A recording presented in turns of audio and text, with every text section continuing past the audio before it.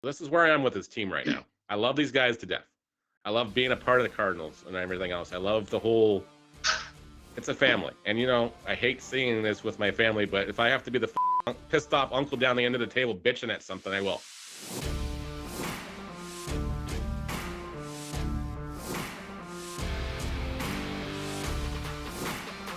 Well, if you can believe it, it is already August. We are heading into the home stretch of the Intercounty Baseball League season. Good day to you all. My name is Mark Perry alongside Neil Srivastava and Braeden Farrington. And guys, there's only just a handful of games left in the regular season for all of the teams. And, minus what we're seeing in Brantford right now, obviously, I think they've actually been officially eliminated Yeah, from they the were officially eliminated postseason. last. They were officially But eliminated last night, just because. Yeah, yeah, yeah, you let's know, take a look. Let's take a look at those standings real quick. Again, Brantford there at 8-27 on the season. Kitchener, Toronto, and Guelph from 8-7-6 on. And you go down the list, and Neil, we'll start with you. Sorry to cut you off there, but I guess there is kind of that extra grouping that you see between second and in particular fifth, because you have London and Hamilton, second and fifth place respectively, only separated by 3.5 games. And you can even throw Guelph into that small mixture as well, as yep. they are at 9.5 back.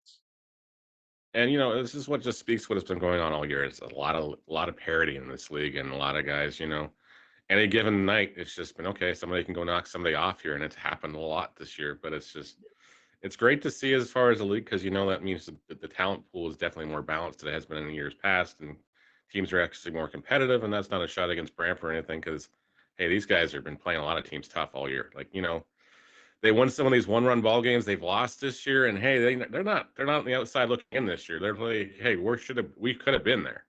Like you go look it up. Yeah. Just I think one of they gonna have 2 and or whatever it is. Like they're like 2-8 or something in one-run ball games, or some ridiculous number like that. It's just you win half of those, and you're contending. You're giving the Kitcheners, the Torontos of the league right now, probably a good run for this last playoff spot.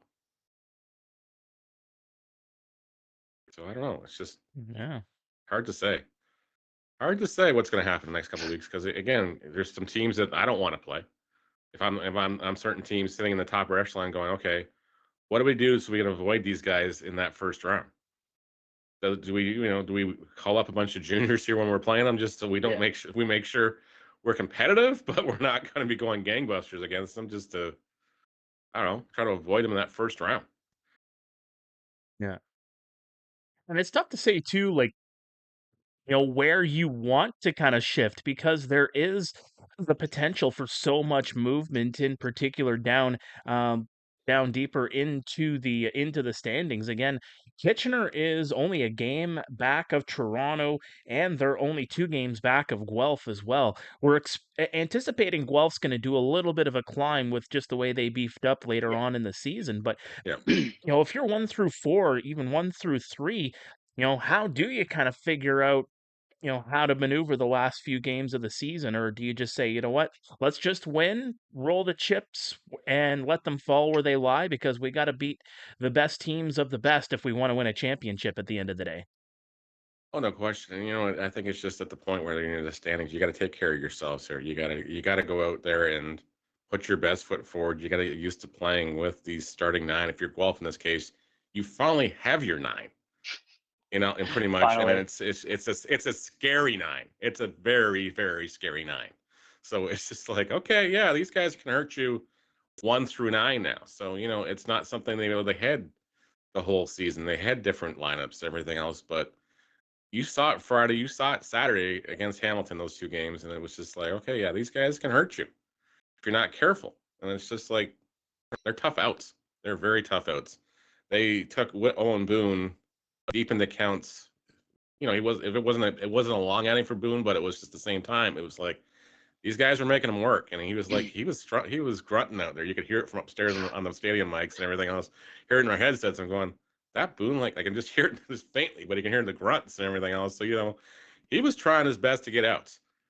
So yeah, it's Yeah, it's I tough. think with Guelph, the big thing is just you have to play your core guys A, to get them Yeah. qualified, and B, Yep. get them synced up. Because Yep. before the whole transaction deadline, it was here's one lineup, here's another lineup. No one's really getting familiar with everyone's playing styles, but Yeah. now you see it. Everyone's kind of comfortable with what's going on, and the guys that might have played at the start of the year, they kind of know their role. They're like, okay, we're backing off here, looking Yep. out the big boys play, and Hmm. you can see it. Oh no, and it's just you could just they felt like playoff games in both situations. On Friday night, of course, Hamilton just fell a little short, and then on Saturday it was reversed. And I think the pressure was off. I think they just don't play well at home.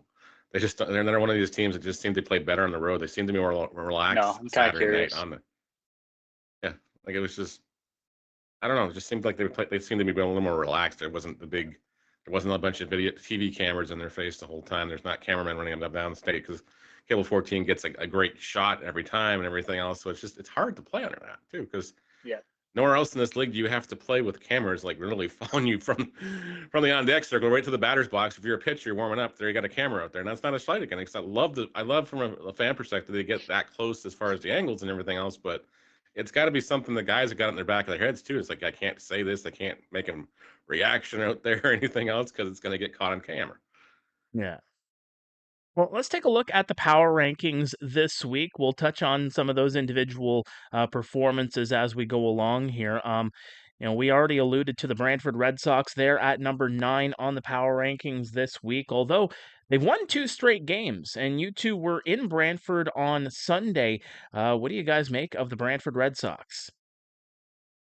This is the efforts I was kind of hoping they would get all year. Like honestly, this is they finally push came to shove. Guys kind of I don't know. It just seemed like maybe the pressure was off them or something. Just something finally clicked with this group, but they were good. They were good. You tip your caps to them on just their efforts the last couple of games. Even the Kitchener game on Thursday night, it was just like, hey, they had their chances, just nothing went their way. They didn't get the breaks they needed against Owen McNeil or anything like that. Because he's one of these teams. They seem to play better if they score first. They seem to play better. It just takes the pressure off. It's okay. We're in this game. They're not playing from behind for a change, and maybe that's what the whole thing is with these guys. Yeah, I think Sunday, Neil, you clearly saw this. That might have been the longest game of the year. Oh yeah, I Oh. will admit we tapped out. We tapped out. I went for ice cream because we tapped out. I'm sorry. It was just like, Oh. it's 5 o'clock in the afternoon. I'm going, we're still here. And I think at the time it was only the 6th inning. I'm just like going, you know what? Yeah. It's my Sunday. It's, Jenny and I don't have the kids off. Don't have kids at home tonight. So it's just like, let's just go home, relax, and, put our feet up. SummerSlam. Yeah. Come on. Lucky. Like my priority is Lucky. my priority. People might judge me on my priorities and everything else, but it's the Sunday of a long weekend, and it's been a very busy grind for me personally, just as far as what I do with the league, with the Cardinals, everybody else. And I'm just trying to, as much as I can, again, gonna get out to every ballpark this year a couple times, and it's been like, okay, yeah, we've been to Brantford twice now, so it's like, okay, we've seen what we needed to see here. We've taken pictures, we've done whatever. We made some notes for various things in the league. Of course, there's a minimum standards thing. I filled out the report for every park we've gone to. So yeah, if people have some bone to pick about when they see these reports at the end of the year, because it's just part of what they go to the owners, they go to the major council and everything else as far as this stuff goes. But I filled one out. I wasn't asked to fill it out. I just filled it out because again, I put the casual observer hat on for those games and just okay, take pictures of things, take whatever thing. Hey, well, something doesn't look right, something not doing right. Hey, they're doing these great. This and this is great. Other things are great. It's just like, but there's other things that, hey, we got to work on stuff there too. We got delivery. There we go. Somebody's kissing up. This segment of the IBL Inside Pitch brought to you by Java. It's amazing. Because we don't have the rights to say the actual name of the product. Nope. No, we don't. Yeah, no. But if they want to hook us up, by all means, like, hey. Yeah, come on board. Yeah. IBLinsidepitch@gmail.com. You know where to reach us. Red Sox with 7 games remaining on the season, and they are in full-on spoiler mode. They have the next few games against Welland, Barrie, Chatham, Kent, and Guelph, and they can really play some spoiler for some teams ahead in the standings that are really battling for playoff seeding. Yeah, Hey, Brantford can has you played also Guelph, grab and the helmet for the they've last also name played Kirk? Hamilton really tough all year. Emily, grab the helmet last name Kirk. Yeah, Thank very you. much. It's like what I'm curious on is going forward in the last couple of games here. Yep.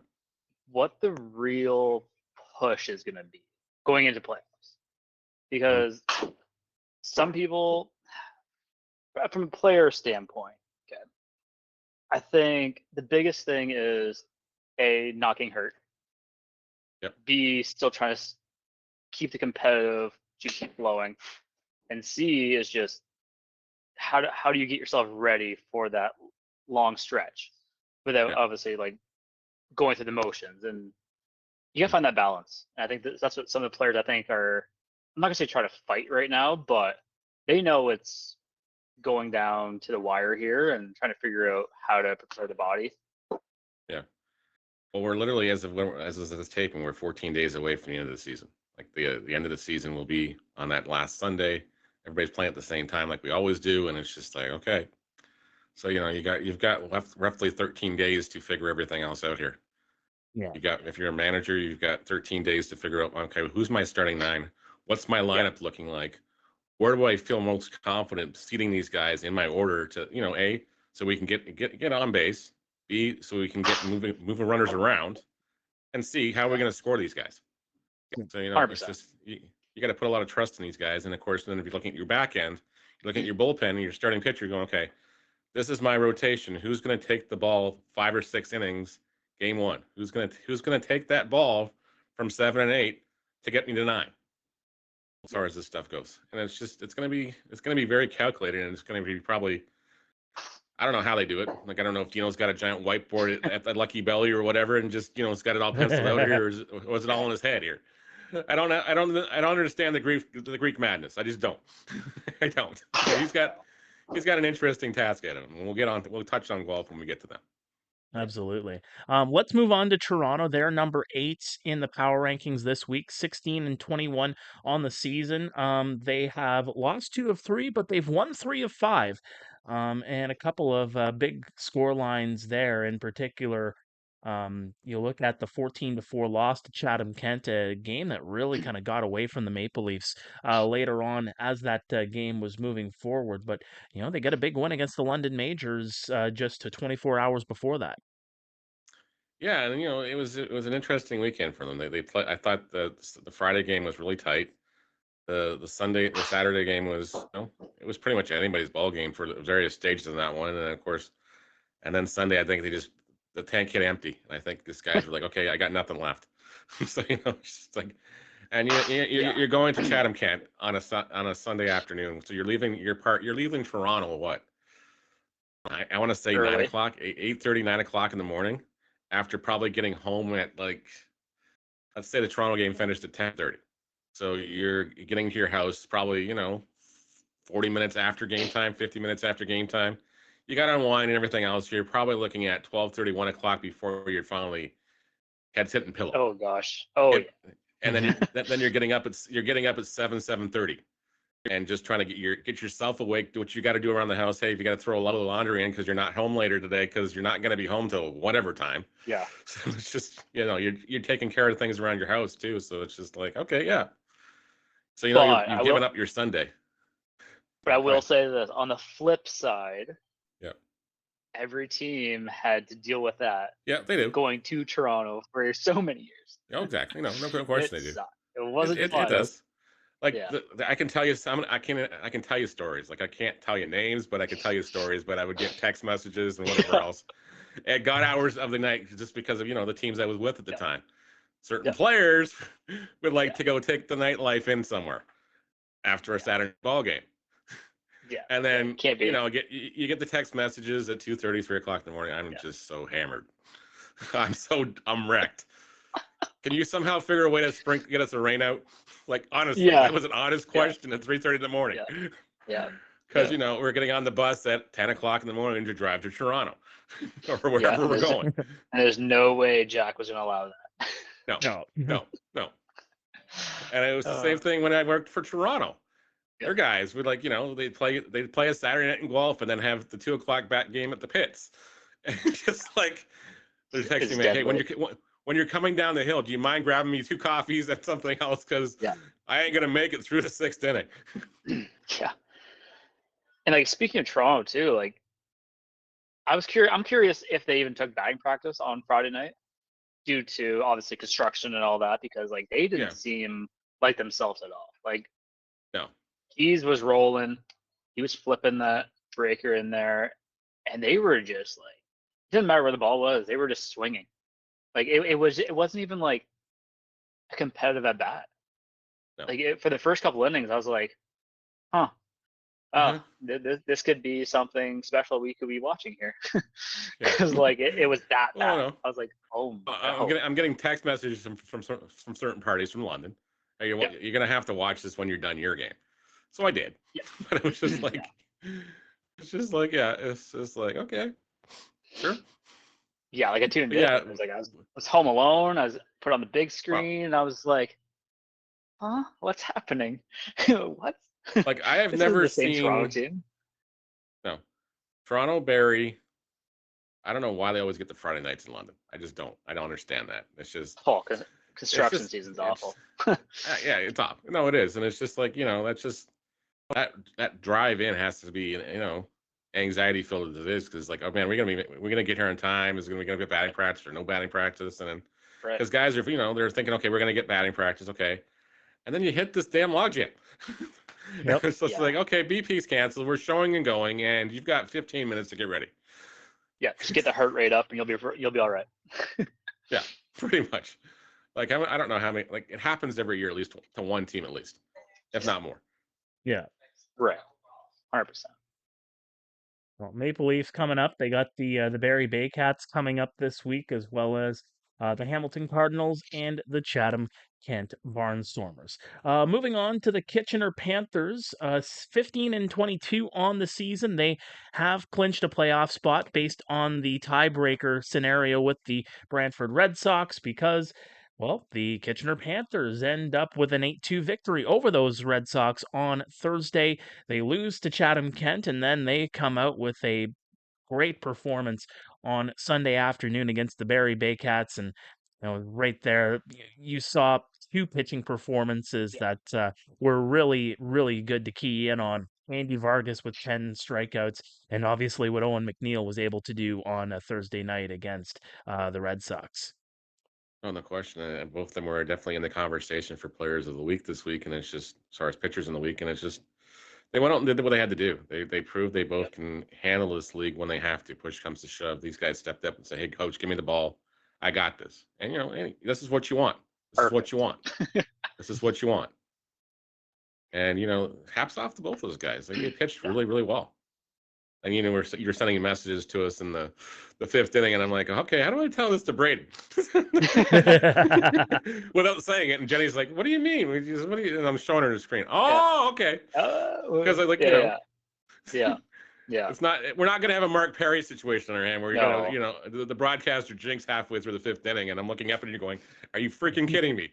He still threw the no-hitter, okay? I know, but still. If I was about to come up the stairs and give you crap. Yep. The Kitchener Panthers, 15-22 as mentioned on the regular season, and all of a sudden find themselves with an opportunity to possibly get out of the 8th spot in the standings with just a few games remaining. Could they avoid the pennant winner in the first round? They've got. I'm not sure who they've got left, but they could still play some. They could still move up some here, or get some help from somebody else that's gonna. Okay, we can win 2 out of 3 on this weekend coming up, and somebody does us a favor here, we could jump up over the standings. So I'm not sure who they've got left. I haven't looked at their exactly who they've got left here. They have Welland twice, Barrie, London, and Guelph left. So 5 very tough matchups. Yeah. Well, they played well against Guelph traditionally, especially this year, except for that one game at the pits. But one game at Jack Couch, that was just when all the new guys arrived, and I think the new hotness decided to flex their muscles that game. But still, it was just other than that, they've played Guelph really tough. They've played. I want to say they could probably give Welland a game too. Barrie they played Gary tough, so it's doable. doable. And, it's going to Yeah. take some help, but it's doable. All right. To number 6 in the power rankings this week, the Hamilton Cardinals, as they sit in 5th place in the IBL standings, a game and a half back of the Chatham Ken Barnstormers, a team that has they lost actually against the Brantford Red Sox on Sunday. They've lost 3 of their last 4 games. What's going on in Hamilton? Yeah, Well, Neil. we got let's start with Friday. Let's start with Friday. Okay. That was a very hard game to call. And you got to try to you have that fine line where you try to stay, I don't know, impartial and everything else. And it's tough on both teams as far as the strike zone and everything else. And my counterpart was getting a little hot under the collar about some calls, and we'll leave it at that. But as far as that stuff goes, but if you're the Hamilton Cardinals, you have not played a solid 9-inning ball game other than the no-hitter. Yeah. That's it. Bottom line, you've not played a solid 9. For some reason, you guys get in your own heads at home. You play on your heels for some reason. Like you almost, like, I just don't get it. I don't understand it. I do not. And then you go out to Guelph on Saturday night, and it's like you're watching a totally different team here, because it's just like, okay, who are these guys? Where were they yesterday? Like, I get it. Sometimes the umpires get in your heads, but at the same time, you need to be professional enough to not let an umpire take the bat out of your hands. You need to step up and find ways to do things. If it means you bunt, you bunt. You push runners along. If it means you have to lean into one and get one in the backside, you do it. Simple as that. Because God knows every other team in this league does it against you. So you have to do it. You have to do it. If you're a pitcher out there, you guys, like, it's got to be so hard for this team as a pitching staff combined to go, okay, I can't make a mistake here, because there's no guarantee these guys are going to put up 3 runs. There's no guarantee that, because the offense might just take the night off. Yeah, and the big thing too, if you're uptight, like, you're not throwing strikes to save your life. Again, that is first and foremost. That's the hardest thing to do. When you have to be perfect, that's just when it completely unravels. So, well, we saw that yesterday. with the starting pitcher, like the young kid. He was just, he couldn't find the strike zone. He couldn't find it, and he got to the point he got frustrated. The coach had to come out and get me, because he's just getting frustrated because he's so young. Like, you can't let him have that lying in his head as far as this stuff goes. And then the guys that came in, hey, they did what they could as far as situations going. Hey, you gotta sometimes you go, hey, Brantford just went out and hit the baseball. We didn't. But at the same time, it's just like, when you have opportunities, guys, you have to take advantage of these things. We don't get to play baseball as long as we want to in this life. You don't get to play in this league as long as you want to in this life. It's too damn short. It's too damn short. Like, I don't want you guys to be 10 years down the road going, when if I woulda, coulda, shoulda, but I didn't. Like, I don't want you to do that. But this is where I am with this team right now. I love these guys to death. I love being a part of the Cardinals and everything else. I love the whole. It's a family, and I hate seeing this with my family, but if I have to be the pissed off uncle down the end of the table bitching at something, I will. Amen. Okay, for example, it's the same thing. Like 2019, I thought I was done too, right? And then all of a sudden you have that what if, scenarios in your head, right? You're like, okay, now I have to go back. Like, there's a lot of unfinished business. I was fortunate enough to have a second chance at this, and I came away like smelling like roses. Like 2 championships. So, like, I'm glad I did it. So now I'm like, there's no real, like, second guessing it. But, like, a lot of these guys, they haven't really done that. So it's like, okay, like, this is the wake up call. Like, most guys don't get a second chance at this. And the guys that do, that have professional experience, that are here now to have that second chance, they'll tell you, like, it's not easy. But the ones that have never gone through it yet, don't let it go. Don't let it happen. Like, it's not fun. Yeah. Well, speaking of a team that we're kind of scratching our heads at right now, the Barrie Baycats, they were first in the power rankings a week ago, and suddenly they've kind of dropped off. 4 straight losses, including a blowout loss against Welland back on Saturday. Close loss back on Thursday to the Jackfish. And then, losses against Toronto and Kitchener as well, who are deeper in the standings. Prairie Baycats, guys, I don't know what to make of them in their past week. Well, it's not even just this last week. It's the last, I want to say the last 3.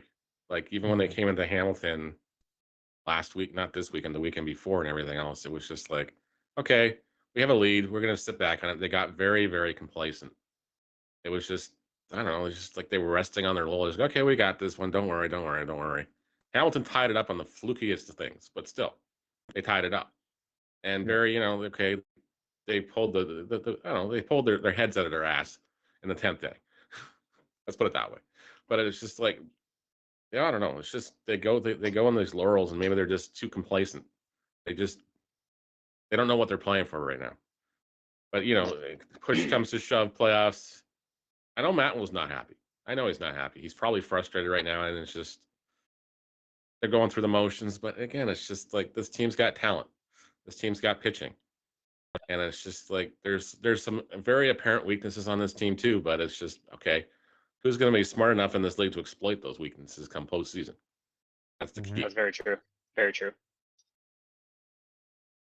Yeah, and then you look at what they got coming up. Toronto, Brantford, Kitchener, Hamilton. That's their next 4, and Hamilton's back on the 16th. 2 out of 3 games this upcoming week at home. Maybe it's time for them to just get something done at home in front of their home fans to just start the good times rolling again, if you will. And they've had a lot of injuries too, and you can't discount it because it takes guys out of your lineup, takes your guys off your bench and stuff. Because it's a walking mash unit at times for those guys right now. But at the same time, it's like, hey, you are the defending champions. It's time you act like it. Yeah, and brings the swagger to it. Yeah, you are the defending champions for a reason. You guys gave Welland a good challenge the year before that. It's just unfortunately, hey, Welland being Welland, they rose to the top there. So they're gonna come and steal your championship if you're not careful. Yeah. I was thinking about this on Sunday as well, and one of the things that I really noticed in that Kitchener game is there were about 5 or 6 different times where Kitchener batters really had to call for time because Juan Benitez, was taking between 35, 40, 45 seconds in between pitches. I don't know if that's just, playing the head game against the batter, or, maybe Juan's even in his own head as well, trying to figure out, okay, how do I attack these guys? Maybe there is a confidence issue throughout the team that might be an issue to deal with. Yeah, and I think we're seeing a lot of it right now as far as the pitch times being up. Like I know even on the broadcast when Cloudy was on the hill, it was like, okay, this is a little longer than we're used to. This is like, okay, I wasn't making fun of or anything else, but he's shaking him off, shaking him off, shaking him off. He at one point stepped off, got back in there, and then got his sign. And okay, we'll finally throw a pitch. But it was just like, I just don't know. And of course, Braeden knows we were having a conversation with somebody down the line. We're not going to say it was down the line because it's just not cool and all. But you heard me peppering the questions at him, so it's just like it was verbatim, bing, bing, bing. It was like I had a list because I don't usually get that opportunity when we're at home because or wherever else because I usually got a microphone in front of my face. I was just a casual conversation. Yeah, and that's when the best answers always come in casual. Yeah. Exactly. Well, Barrie, as mentioned, they are, pretty busy coming up this week. We move on to the Chatham-Kent Barnstormers. Last week, they were 6th in the power rankings. Now they're up to number 4. They are winners of 2 straight games. They got 6 games remaining, guys, and really in the driver's seat when it comes to that last spot for home field advantage in the first round of the playoffs. But they got a couple of teams coming up the rear. What's up with the Chatham-Kent Barnstormers this week, and how do they hold on to 4th spot? Well, right off the top, we got to acknowledge the managerial change, and it's just it's hard to see a guy like Gil go, but sometimes it's for the best. Sometimes it's a blessing in disguise for both parties, and as far as that stuff goes. And I think Gil's a great guy. I love talking to him. I always have time for him. But again, it's just maybe this team needed to hit the brakes and full stop here and go, okay, we got to reset some things and look at some other things. But it's just like, okay. And then they were very busy at the trading deadline. Like I want to say trading deadline, it's the signing deadline too, but it's just like they were very busy at that. They got some pieces they needed to. And they got some great results right off the hop here too. So it's like, okay, in spades, these things are going to be working out right now, short term. So can they keep it going? They've tied their franchise for wins. Of course, they're only 2 seasons in, but hey, back-to-back seasons with 20 wins is nothing to shake a stick at it in this league. Hey, well done, guys. Well done. Mm-hmm. Yeah, I think it's pretty cool. You know, like they're young organization. To do something of that feat is kind of cool. But the main question, I guess, is bringing Harry in. How is the team going to react to that, especially at this point of the season, right? Because it's well, exactly. Like it's not like it's a long season, but it's like this is I would say this is probably a crucial part of the season for them going forward. And how are the younger guys that don't really know what's going on react? But how does like the core that has been there for, I guess this is the second year, how do they react? Because they've gone. This is now what, their third manager in 2 years, technically. So how do you play with that? So it'll be interesting to see how that'll pans out, I guess, the rest of the way. But like, I think they took care of the immediate needs were, what they were lacking as far as things go. So I think they're in a better spot when they lose Braxton Haggett than Evan Morrison in a couple of weeks here. Because I think it's going to be okay. It's not going to be completely okay culture shock. It's like, okay, yeah, you're now our guy. At least this way they have the chance to ease these guys in here, and Evan and Braxton having great, somewhat great numbers. Evan, again, I think was in the top for consideration again for player of the week again. So, he's having those numbers, but it's a huge bat of the lineup. Last year, I think, as Harry even alluded to yesterday during the post game, everything else, the team seemed to be reliant on one guy to carry the load, and everything else showed them the way and lead them through the darkness. Here this year, it's like, okay, everybody's got flashlights. Let's go do it. Everybody's got flashlights or miners picks. Take your pick. Take your analogy here. Which way we're going here. Yeah, they're going into the basement to try to find the sloth. Yeah, exactly. Whatever.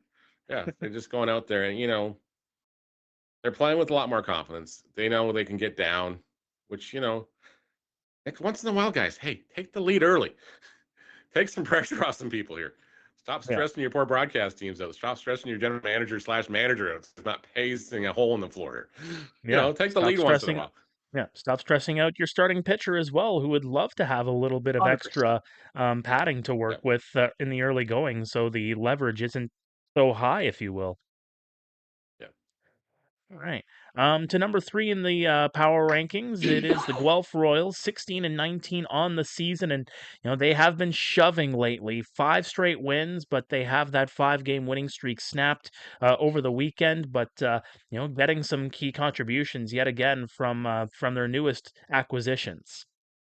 Yeah, and I think a couple of the guys we put on the hot seat last week answered the call, and they're in their own ways. They answered the call.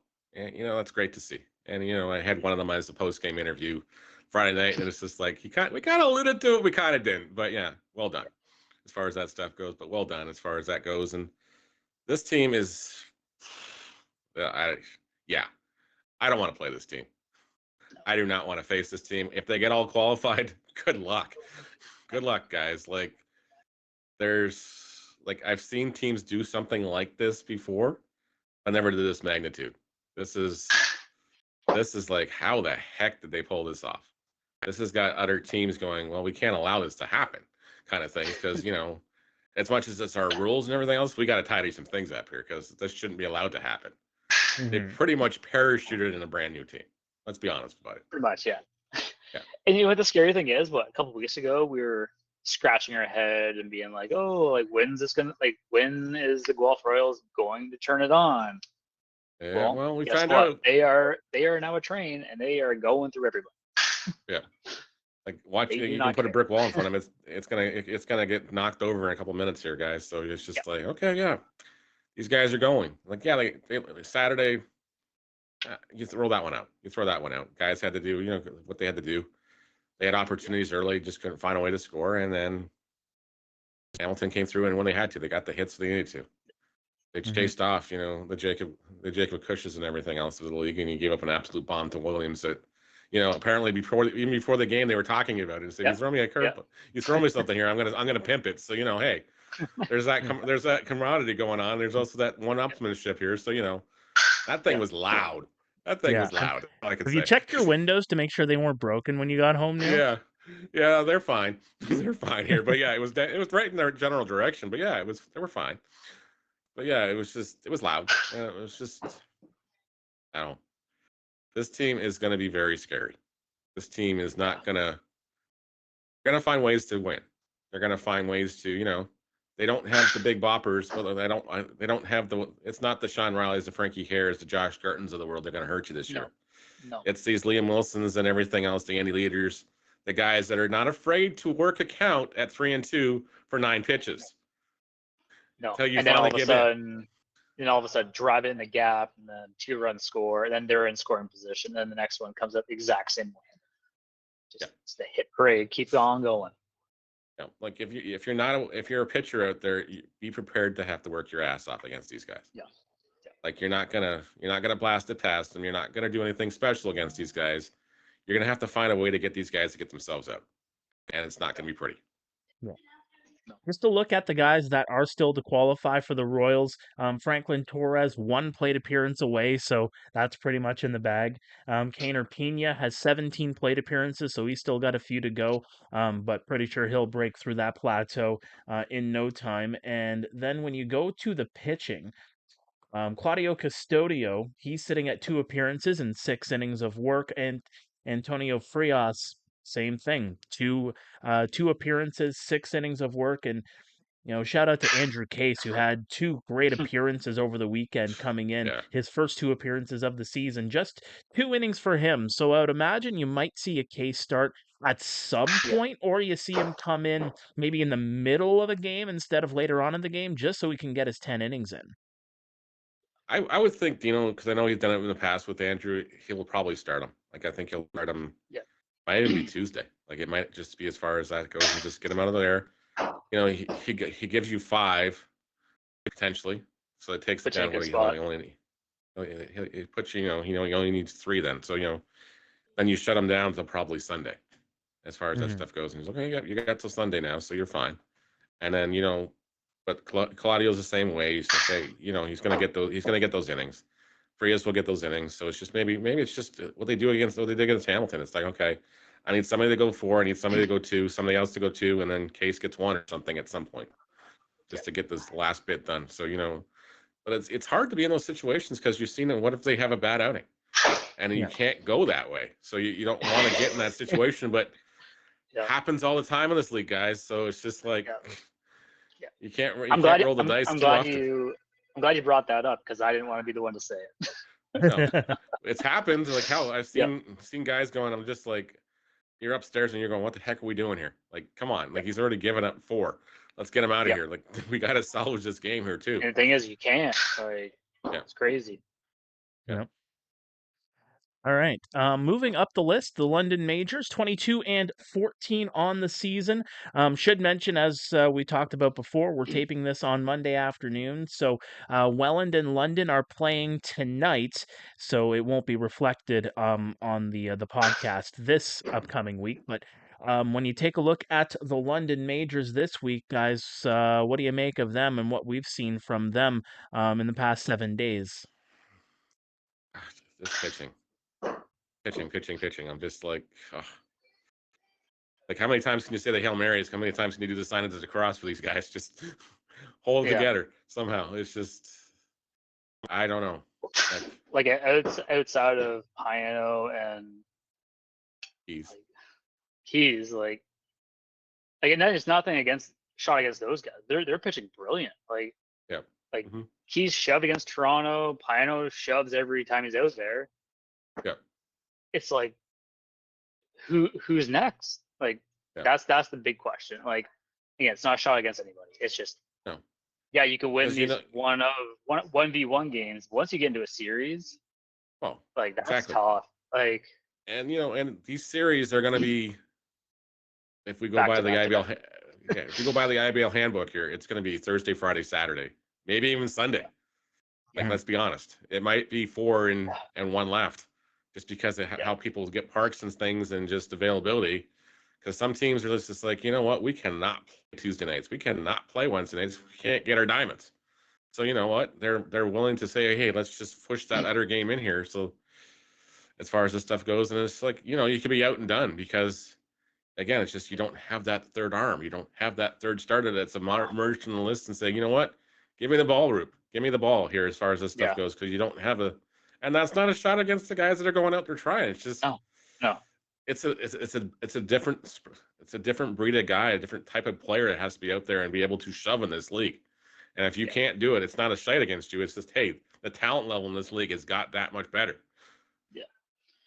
Yeah, and I think the big question mark is how are they going to do in multiple game stretch in a short amount of time? Because they haven't really had that all year. Like, well, let's go. They Even haven't. go think back to last year. Think back to last year and all those rainouts they had at that last little bit where they wanted him to play Guelph, and like it was like a playoff series. It was like Guelph in a playoff series, and it was just like they were Wasn't dead fun. after that. Oh, yeah. They were dead after that. They were burnt. They were spent. Like guys got hurt in that little Yes. that little stretch there. That it cost them. That round against Barrie is like, okay, yeah. If we had this guy with, you know, he wasn't burnt, completely done 2 weeks ago, he might have been okay. Yeah. Yep. Oh, I agree. But it's just, I don't know. Like this team is just like, they deserve better. They deserve better. Like I don't understand what's the deficiency. How come we can't find something? But again, I get it. It's just everybody's scraping the same barrels here. They're all trying to find this diamond in the rough to be their savior in the season, but they're not on speed dial.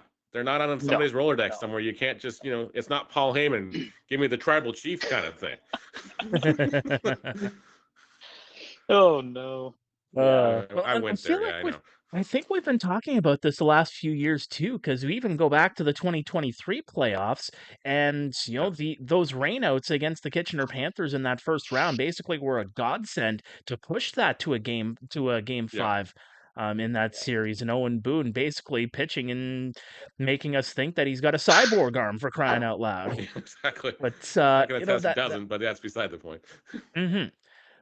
But no, it's just it's a thing that's talked about there year after year after year, and again, you know, not a shot against anybody, but you know, the depth has to be there. You have to find somebody to get that third game start. You have to find that guy that's a diamond in the rough that's going to get you through those tough times because you know you're relying on a limited amount of arms. Yeah, like this might be a crazy call here. Jared Lund has not had a season to remember ever. Okay. I went through this too in 2023, so I know how the kids feel. I remember I go, hey, give me a start, give me something fresh, give me something different, like not the same routine. Throw him in there. He started in the past. He started in college. You and I, Mark, were calling the game in Kitchener. This guy goes out and throws 7 innings. Yeah, I did. You did. Yep. But yeah, like just give Lund that shot here and just say, hey, we need you. Be the guy. Like give him that challenge. Because like he hasn't been used much. But like he has it in him. Like everybody knows it in the league. It's just a matter of him. It might be just, you know, it might be the different look that they need on that night too. Just something different. Like, hey, guys are coming in expecting, you know, Piano or Travis, and then it's like, oh, it's Jared Lund. Now what do we do? Yeah, and that's the thing. And it's just like, it's just a different look. And I know for Jared, like, it's a different mentality too. Like, it could be just a clean slate. Hey, I don't have to worry about stressing about when I'm going in or if I'm going in. It's okay. Let's just pitch free and easy if it happens. And at the end of the day, I've got the ball Thursday night. Okay, just go relax till tonight. Yeah. Get myself ready Wednesday night, watch some game film, and then hey, Thursday night the ball's mine. Yeah. And like, what worst case scenario? Like you raise the exact same. Oh no, darn it. Best case scenario. Oh hey, help the team win. Like I say give him a shot, but What do He I? hasn't started a game since the 2023 season. Yep. He had 3 starts in 2023. He had the 1 start in 2021. Has always been a bullpen guy, but Yeah. sometimes a new challenge can really awaken something in somebody. You never Oh know. yeah. Oh yeah. Bring the dog out. Hmm Exactly. I'm It's got that guaranteeing we get dog in him. DMs sometime this week from somebody. All right. Well, let's move up the list to the Welland Jackfish, winners of 3 straight ball games, 26-10 on the season, coming ever closer to clinching the pennant in the Intercounty Baseball League for the 2nd year in a row. Or is it the 3rd year? Second year. It's the third year. It is the 3rd year. They That's right. tied the third year in a row, and then they tied in 2022, Yeah. 3-way tie, London and Guelph, but they got That's third right. because Yeah. of the tiebreakers. So it's Yeah. just like, you know what? This team just keeps rolling. They just keep rolling as far as stuff goes, and the pieces they brought back, Smybert, and they went out and got Pedro. And it's just, these are pieces that they might not be, I don't know, around long term and everything else, but they're going to be here and they're going to be part of this drive as they go through the playoffs here. It's going to take some 100%. pressure off some guys and everything else, and it's just going to be okay. This team is very, very quietly confident here. They're not panicking or anything like that. They've had some blips in the radar, some bumps in the road here, but this is still the Welland Jackfish. This is still, the first place team in this league by far. In night after night, they've gone out, and I think Saturday night was just okay. Barry thinks they're good. I don't think so. That kind of night. If they're in that mentality with those guys, they went out and just absolutely took them apart, piece by piece, on the hill and on with the bat too. So it was just like, okay, yeah, great. They're smashing attendance record. They're doing everything else they need to do as far as that stuff goes. Congratulations to them on this stuff. You guys are the gold standard in this league. So if you want to, when you put that big old seal of approval on things, go win yourself a championship. Uh-oh. Put all the naysayers away. Go win yourselves a championship. 100%. Flat out go do it. I don't want to hear an excuse. Just go flat out and go do it. All right. So that is the power rankings for this week. On the other side, we got some honors to give out. Stay with us. This is the IBL Inside Pitch. Hey there, everybody. Mark Perry here from the IBL Inside Pitch. Don't forget to hit that like button. Hit that subscribe button here on the IBL Inside Pitch, whether it's on YouTube, Apple, or Spotify. Leave a comment on any episode you want as well. We love to hear from you. And the reason why you want to hit that like and subscribe button is because we've had so much content during the regular season and coming up in towards the playoffs. The stretch run is coming up. We're going to have some episodes during the off season as well, and we do not want you to miss any of it. So again, hit like, hit subscribe, and you'll be notified anytime we are on the air. 12 months of the year here on the IBL Inside Pitch. Welcome back to the IBL Inside Pitch. Braeden, Neil, and Mark here with you, and I'm in my regular location. Neil's in his regular location. Braeden not so Braden's working. much, and he's working here on a holiday Monday, and Holiday Monday. Yep. yeah, We're grinding it out. How's the work going for you? Well, I'm hanging out with you guys, so that's good. No, it's been all right. It's been steady. We've had few customers, as you can probably notice earlier here in the show, where my eyes have kind of drifted. Customers looking at me and waving. So and getting free delivery too. Yeah.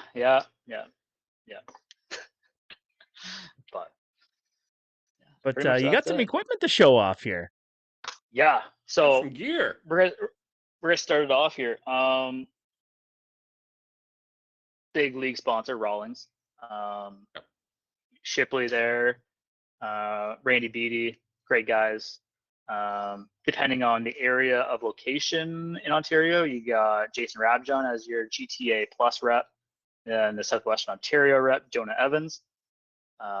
Those are the guys, and then a lot of people in the offices, including our dog in Kitchener in the bullpen. Our dog in Kitchener, Mr. Owen McNeil. Yes. Yep. Owen, you're welcome. we haven't been too harsh on you guys lately. But we got some cool gear. Spots up here, we can put things up. So, I'm just saying. Yep. So I have 4 gloves to show. A lot of people haven't really seen this kind of stuff before, so I'm really excited for this one. First off, the brand new. This is the August glove of the month from Rawlings. Only certain dealers get it. We are one of the select dealers. Wow. Oh, wow. Blue, white, purple camo, kind of cool. Comes with the little glove tag, exclusive, kind of sweet. You'll see it at most retailers that are part of the Gold Glove Club, but yeah, kind of different, interesting look. That is very cool. Rawlings is going a certain route to make the game fun again. Second glove is the official, well, one of the official Source for Sports exclusives. It's 11.5 inch Pro 204 pattern, orange and purple fade. Okay. Kind of cool.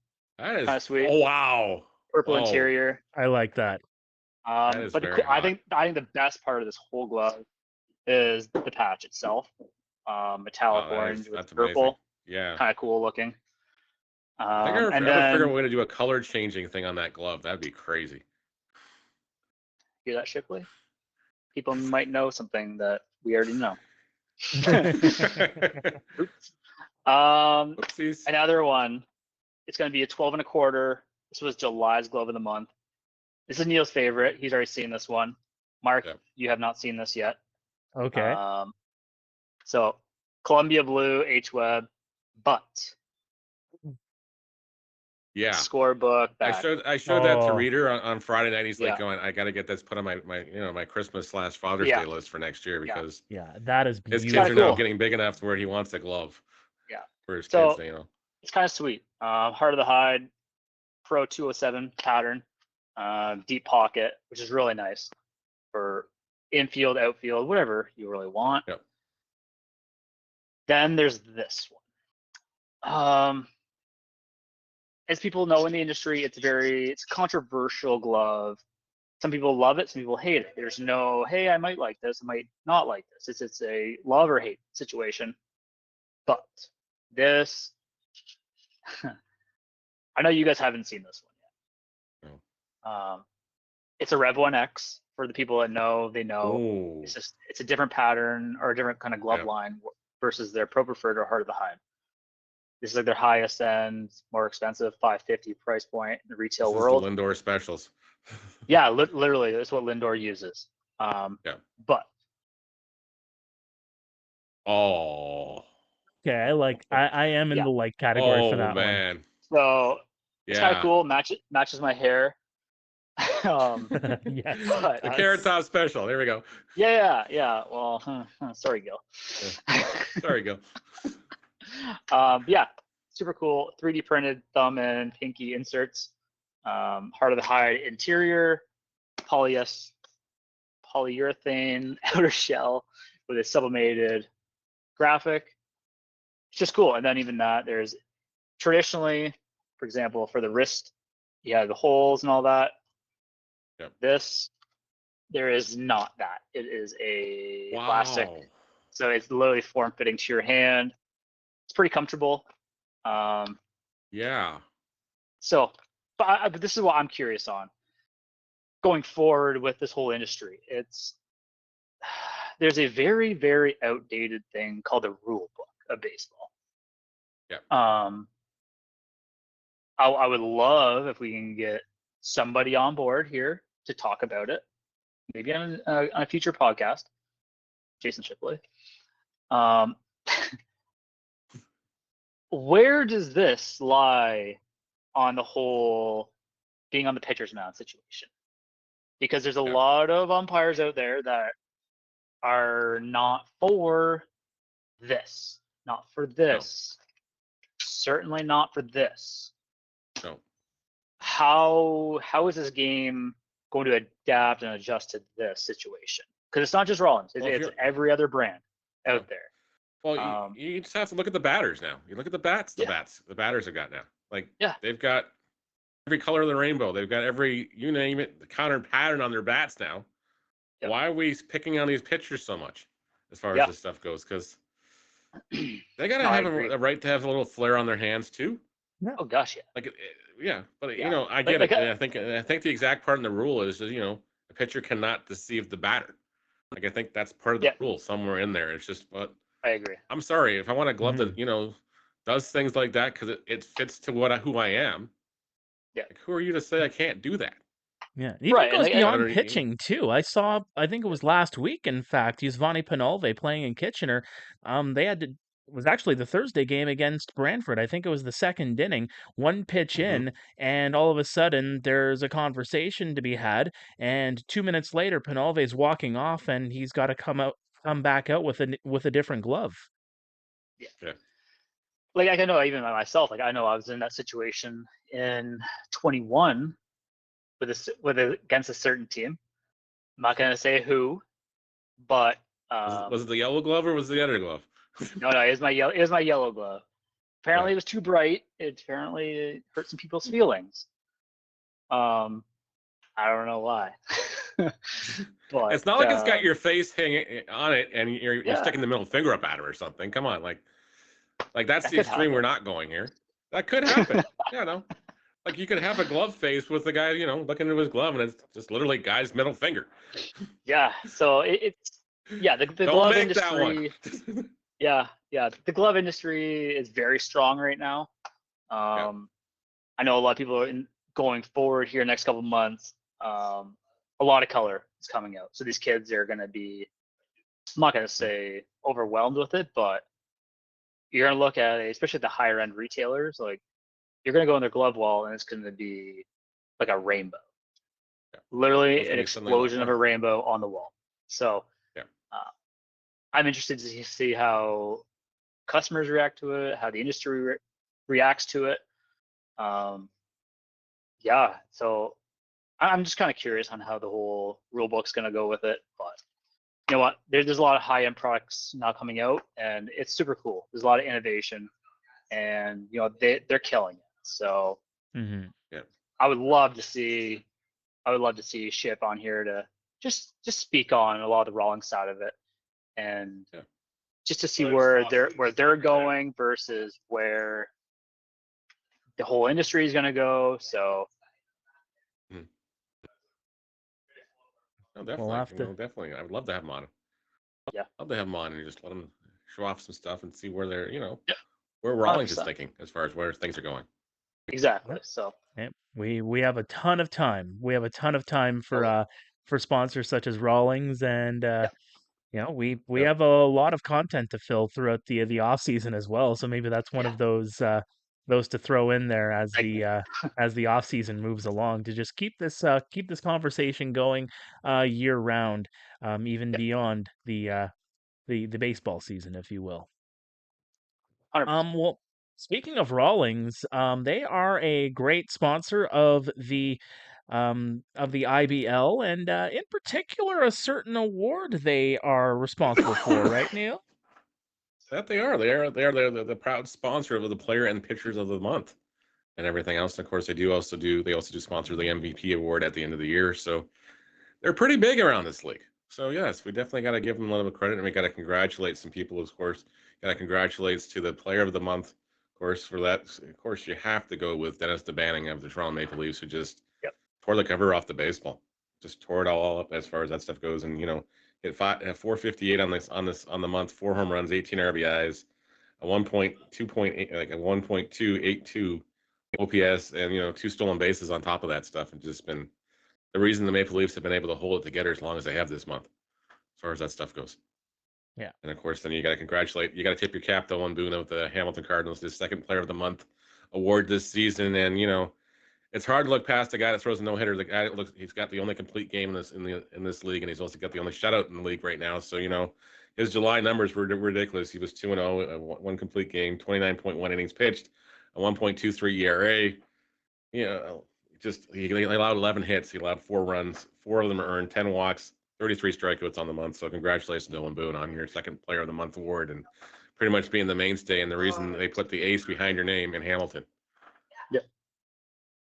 Excellent job by both of those two gentlemen in winning Player and Pitcher of the Month, respectively, sponsored by Rawlings. And there's another league sponsor, HRD, that responsible for the Player and Pitcher of the Week honors. And we have those awards to give out.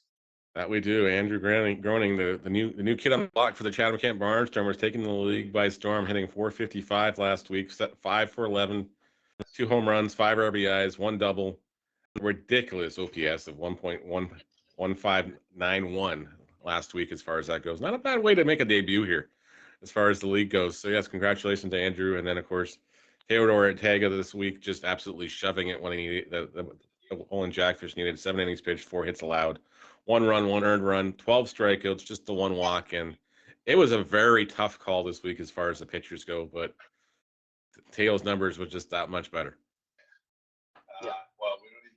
Absolutely. Well, this is a much shorter episode than what we've seen the last couple of weeks. We had a lot to pack into 2 straight hours in the last couple of weeks here. We're just keeping it to about an hour. I know people have their work days to deal with, so we're just going to try to keep it a little bit shorter this week. Still a lot to talk about coming up in the next couple of weeks as we round down the rest of the Intercounty Baseball League season. One more time, we take a look at the standings in the IBL going into Monday night's action with Welland and London facing off in the battle of the top 2 teams.